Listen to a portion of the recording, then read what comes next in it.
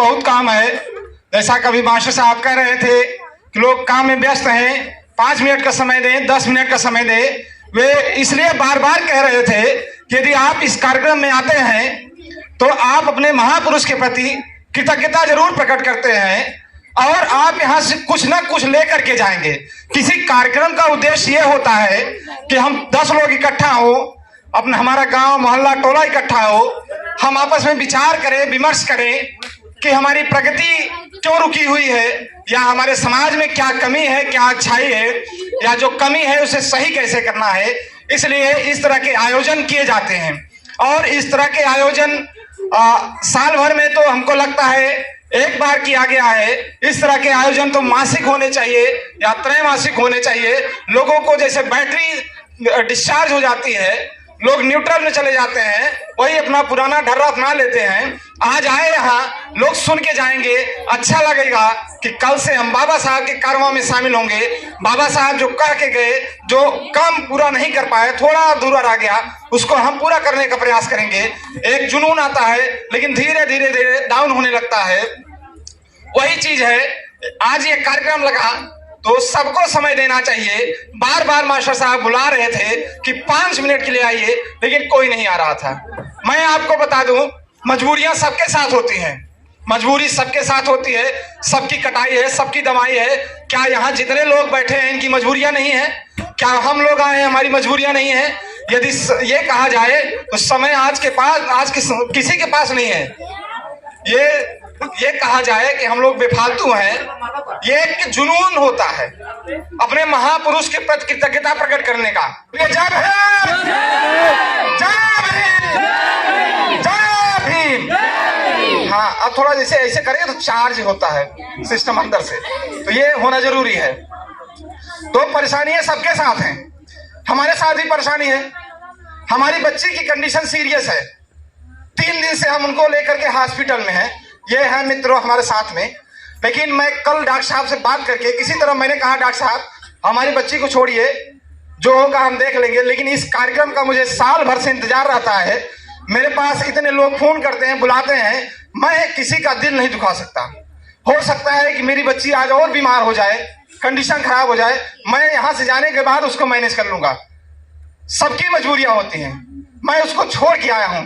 और सबसे बड़ी बात, मेरी पत्नी ने यहाँ सहयोग किया है।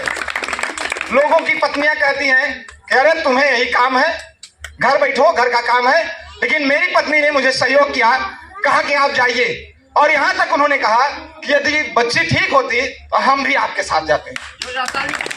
हमें लगा कि जो हम 2.5-3 साल से कर रहे हैं वो आज कृतार्थ हो रहा है। आज जब हमारी पत्नी ने कहा कि हम भी चलते तो एक सुकून सा महसूस हुआ कि जब महिलाएं निकलकर आपके साथ चलने के लिए तैयार हों, तब लगता है कि समाज बदलेगा। पुरुष कितना भी क्रांति कर ले, मैं मानता हूं कि क्रांति नहीं हो सकती। हम क्रांति करेंगे यही दरवाजे का बाहर बैठ करके बात करेंगे, चक्की चौराहे पे बात करेंगे, घर पे आते हैं हमारी सारी क्रांति रुक जाती है। मैं एक आदमी हूं, मैं आऊंगा आप लोगों के बीच में बैठूंगा, मेरी औकात नहीं है कि घर के अंदर मैं जा करके महिलाओं को समझा सकूं। ये काम महिलाएं नहीं कर सकते हैं। हमारे समाज की 2-4 महिलाएं यदि यहाँ इस कार्यक्रम से मेरी 2-4 बहनें या जो महिलाएं हैं कोई बात समझ गई तो जाकर के चूल्हे चक्की पे बैठेंगी, अपने घर की महिलाओं को समझाएंगी, कहीं मुलाकात होगी समझाएंगी, हाँ बहनी हम लोगों के साथ ऐसा गलत हुआ है। तो इस तरह का न्याय हम लोगों को चाहिए। जब महिलाएं न्याय मांगने लगे तो समझ लीजिए सरकार की चूल्हे हिल जाती हैं। जब महिलाएं न्याय मांगती हैं और पुरुष कितना मांगे तो पुरुष तो बहुत समय से क्रांति करता चला रहा है। अगर क्रांति होनी होती, क्रांति हो गई होती। तो मैं वापस आता हूं बाबा साहब के जन्म दिवस के अवसर पर। मैं सर्वप्रथम तथागत गौतम बुद्ध को नमन करते हुए, जिन्होंने मैत्री, करुणा का और प्रेम का संदेश दिया समूचे जनमानस को। धर्म तो बहुत हुए, कई धर्म हुए, उन धर्मों में कहीं न कहीं ऊंच नीच भेदभाव रहा है, लेकिन जो धर्म, ये धर्म नहीं है जो बुद्ध ने दिया, वो धर्म नहीं है, वो धम्म है। धम्म और धर्म में अंतर है। धर्म कहीं न कहीं अपने आप को पोषने का प्रयास करता है, अपने आप को श्रेष्ठ बताता है, ईश्वर अपने आप को श्रेष्ठ बताता है, चाहे गीता हो, चाहे रामायण हो, चाहे कुरान हो, चाहे बाइबिल हो, सब बताते हैं कि मैं सर्वोच्च हूँ। लेकिन ये नहीं कहते कि मैं सर्वोच्च हूँ, ये कहते हैं कि अक्त दीपो भव, यानी कि तुम अपना मार्गदर्शक स्वयं बनो, अपने ज्ञान के रास्ते स्वयं खोलो। इस चीज के लिए इंतजार न करो कि कोई आएगा करके जाएगा। अब अम्बेडकर दोबारा नहीं आने वाले हैं। आप जो कुछ करना है आपको स्वयं करना है। किसी महापुरुष ने कोई बात कह दी है, किसी मोटी किताब में कोई बात लिखी है, तो उस बात को मत मानिएगा। जब आपको लगे कि यह बात सही है तब आप उस बात को मानिएगा, अन्यथा मत मानिएगा। ये बात तथागत गौतम बुद्ध ने कही। उसके बाद मैं बाबा साहब भीमराव अम्बेडकर, जिनका आज 132वां जन्मदिन है, उनके जन्मदिन की समस्त ग्रामवासियों को, क्षेत्रवासियों को बहुत बहुत हार्दिक बधाई एवं शुभकामनाएं देता हूं। फिर आगे की कड़ी में महात्मा कबीर को नमन करते हुए, बाबा साहब ने अपने जीवन में 3 गुरु बनाए। बाबा साहब ने अपने जीवन में 3 गुरु बनाए। प्रथम गुरु बनाया उन्होंने तथागत गौतम बुद्ध को। प्रथम गुरु तथागत गौतम बुद्ध को बनाया, जिन्होंने प्रेम, करुणा, मैत्री का संदेश दिया। दूसरा गुरु बनाया महात्मा कबीर को। महात्मा कबीर जिन्होंने कहा कि काकर पाथर जोड़ के मस्जिद लई चुनाए, ता चढ़ मुल्ला भाग दे का बहरा हुआ खुदाए।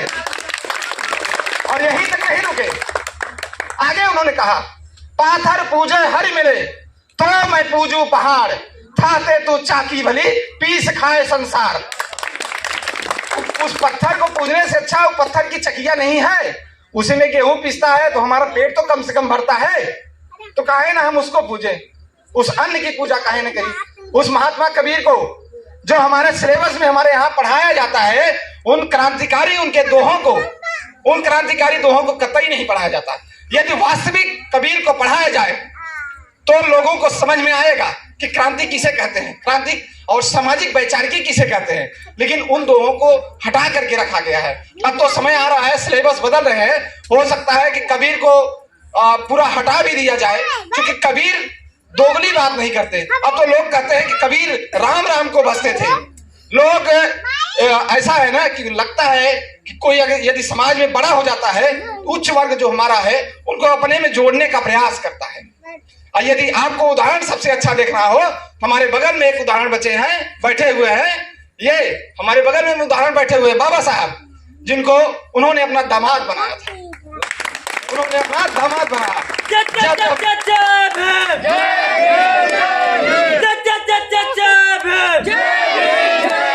बाबा साहेब अमर रहे, बाबा साहेब अमर रहे। तथागत गौतम बुद्ध को, जिन्होंने स्वयं कहा कि मैं ईश्वर नहीं हूं, मेरी पूजा मत करना, बस मेरे विचारों पे चलना, मेरे धम्म देशना पे चलना, उनको भी विष्णु का 10वां अवतार बताया गया। ये एक साजिश होती है कि हम और आप मिलकर के बस पूजने और पुजवाने की प्रथा में व्यस्त रहे, उनके विचारों को न पढ़ें, उनके विचारों को न माने, बस हम उनको पूछते रहें। बोलिए जय भीम, जय भीम, जय जय रमा भीम, जय जय रमा भीम। जब तक दोनों का नाम नहीं लोगे तो कल्याण नहीं होगा। पढ़ करके आए, महाराज साहब के यहाँ नौकरी करने के लिए गए, उन्होंने सिग्नेचर किया था कि पढ़ करके आऊंगा तो आपके यहाँ नौकरी करूंगा। गैर नौकरी करने के लिए चपरासी फाइल फेंक के देता था। तमाम प्रकार के विभेद हुए। जिस रूम में रहने गए, लोग लाठी डंडे लेकर के पहुंचे, निकलवा दिया, अरे अछूत हमारा धर्म नष्ट हो जाएगा, निकलो यहाँ से। रात के अंधेरे में निकल गए बाबा साहब, बैठ करके रो रहे थे कि आखिर मैंने इतना पढ़ करके क्या किया। जब मैं इतना पढ़ा हूं, मेरे समाज के साथ इतना अन्याय, मेरे साथ इतना अन्याय, तो मेरे समाज के साथ क्या होगा? वो तो पूरा अनपढ़ है, उनके साथ कितना अन्याय होता था। ये उस अन्याय की पीड़ा को समझिएगा। ये पानी की कहानी मैंने बताई ना, ये पानी की कहानी लोग कहते हैं एक आग होनी चाहिए। एक व्यक्ति से उनके मित्र ने पूछा कि इस ठंड में तुम बिना कपड़े के कैसे रहते हो? वो एक माइकल जैक्सन थे, अमेरिका के कलाकार थे, सभी लोग नवयुवक साथी जानते होंगे। अक्सर वो बिना कपड़े के रहते थे। तो उनके मित्र ने पूछा कि आप बिना कपड़े के कैसे रहते हैं? तो उन्हें बताया कि अपमान की ज्वाला मुझे जगा के रखती है, इसलिए मैं जला हुआ हूं। और वही अपमान की ज्वाला बाबा साहब के अंदर भी जल रही थी। बचपन में नाई नहीं बाल काटता था, पानी पीने का अधिकार नहीं था, रेलगाड़ी से बैठ करके जा रहे थे, उतर गए, रास्ता भटक गए, बैलगाड़ी पे बैठाने के लिए कोई तैयार नहीं था। वो अपमान की ज्वाला उनके अंदर धधक रही थी कि मैं सूबेदार का लड़का हूं, मेरे पिताजी सूबेदार है, तब मेरे साथ अन्याय, तो मेरे जो आम व्यक्ति हैं, आम जनमानस है, मेरे समूह, उनके साथ कितना अन्याय। ये अपमान की ज्वाला जिसके अंदर जल गई। लोग कहते हैं कि मैं यहाँ किसी राजनीतिक बात को करना ठीक नहीं है, आज बाबा साहब का कार्यक्रम है, लेकिन मैं एक चीज कहूंगा भीम आर्मी के विषय में। लोग कहते हैं कि भीम आर्मी नौजवान बच्चों को बर्बाद कर रही है। लोग कहते हैं कि बाबा साहब ने तो शांतिपूर्वक काम किया, वो तो जेल कभी नहीं गए, किसी को नहीं मारा। ठीक है, हर व्यक्ति का काम करने का तरीका होता है, नजरिया होता है। तो क्या हम भगत सिंह को भुला दें क्या? भगत सिंह ने भी तो फांसी चूमा था ना। भगत सिंह को हम नहीं मान सकते।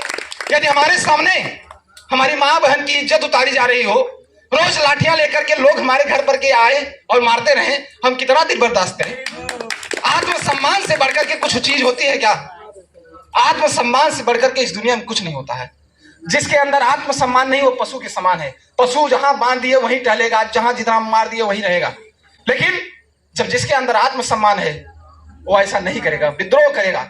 और भीम आर्मी यही काम करती है, और भीम आर्मी इस पर गर्व भी करती है। चाहे लोग जितना कहें, लेकिन ये कारवां चलेगा हमारा और रुकेगा नहीं। हम ये युवा साथी जो है, हम ये नहीं कहते गाना आज झगड़ा करते रहे, कतई नहीं। थोड़ा जोश तो है, ठीक है, लेकिन बुजुर्गों का, अपने बुजुर्गों का और लोगों का थोड़ा सा सहयोग लेते रहिए। अचानक से एकदम से हाइपर नहीं होना है, थोड़ा सा आराम से काम करिए। लोग ताकि आपको, वैसे भी हम लोगों को लोग दलाल कहते हैं, तो थोड़ा सा दर्द जब होता है कि हम खड़े हैं किसी के लिए, दिन रात खड़े हैं। आत्मसम्मान सबसे बड़ी चीज है। दक्षिण भारत में पेरियार वी रामास्वामी ने आत्मसम्मान आंदोलन चलाया बाबा साहब के साथ मिलकर के। उन्होंने कहा वहां जितनी मूर्तियां थी सबको तुड़वा दिया। कहा कि इनसे आदमी जो है कमजोर बनता है। आप अपने बच्चे को शुरू से ये दिखाना शुरू करें कि बेटा ये शेर है, ये शेर है, तुमको खा जाएगा। ये जब बड़ा होगा आपका लड़का ना, वो डरेगा। पहले से उसको जानकारी है कि शेर है, खा जाएगा। या तो उसको आप बताए रहेंगे कि कुत्ता है, इसको बेटा तुम डांट सकते हो, तो ये सकता है एक बार उलट जाए, एक बार उलट सकता है। आपने शुरू से उसको कमजोर बना दिया। ये काम हमारे समाज में होता है। पहले भूत प्रेत की कहानियां, परियों की कहानियां, तमाम देवताओं की कहानियां हम बता करके अपने बच्चों को कमजोर करते हैं। भगत सिंह ने कहा कि तुम तो पहले अपने बच्चों को कमजोर कर रहे हो। भगत सिंह, सबसे बड़ी विडंबना ये रही कि भगत सिंह को हमारे देश में पढ़ाया ही नहीं गया। भगत सिंह क्या चीज थे? भगत सिंह को सिर्फ यह कहा गया कि वो फांसी के फंदे पर झूले थे देश की आजादी के लिए। उससे बड़ा काम उन्होंने किया। अछूतों के लिए उन्होंने लिखा, विद्यार्थियों के लिए लिखा। लोग कहते हैं कि विद्यार्थियों को राजनीति में नहीं जाना चाहिए, करियर खराब होता है। चलिए अच्छा ठीक है, पढ़े विद्यार्थी नहीं जाएगा राजनीति में। एक चीज ये बताइए, जो पढ़ा लिखा व्यक्ति अगर राजनीति में नहीं जाएगा तो अनपढ़ लोग आएंगे कि नहीं? राजनीति कौन करेगा तब? हम तो पढ़े लिखे नहीं गया राजनीति में, तो राजनीति में प्रधानमंत्री कौन बना है बताइए ना? प्रधानमंत्री कौन बना है? गृह मंत्री कौन बना है बताइए? हाँ, कोई तड़ी पार है तो कोई क्या है पता नहीं। डिग्री आजकल बड़ा बवंडर मचा है भैया। डिग्री उग्री मांगी जा रही है तो डिग्री दिखा दिया, तो उसमें डिग्री में सन 90 का फांट, जो फांट में उसको टाइप किए डिग्री को, 1990 में फांट आया कंप्यूटर पे। अब बताइए वो डिग्री सरासर झूठी है। और जिसका सिग्नेचर उस पर हुआ प्राचार्य का, वो तो भैया पहले मर गए थे। तो यही ऐसे लोग आएंगे, हमको आपको कहेंगे पकौड़ा तलो, यही रोजगार है, हमारे बच्चों को ही सिखाएंगे। तो थोड़ा सा समय की कमी है, किसी दिन कभी फिर मौका मिला तो बातचीत किया जाएगा। लेकिन एक बात ये याद रखिए, आत्मसम्मान से बढ़ के कोई चीज नहीं, आत्मसम्मान से समझौता नहीं। और खास करके बच्चियों से कहना है कि पढ़िए और अपने महापुरुषों को भी पढ़िए। मोबाइल सबके पास है, मोबाइल में अपने महापुरुषों के जो भी कुर्बानियां हैं उनको पढ़िए। बाबा साहब के विषय में बात किया जाए पूरी रात बीत जाएगी। इतना उनका लंबा सफर है कि इतनी आसानी से खत्म होने वाला नहीं है। मैं अपनी वाणी को विराम देता हूँ। जय भीम, जय भारत, जय मंडल, जय संविधान।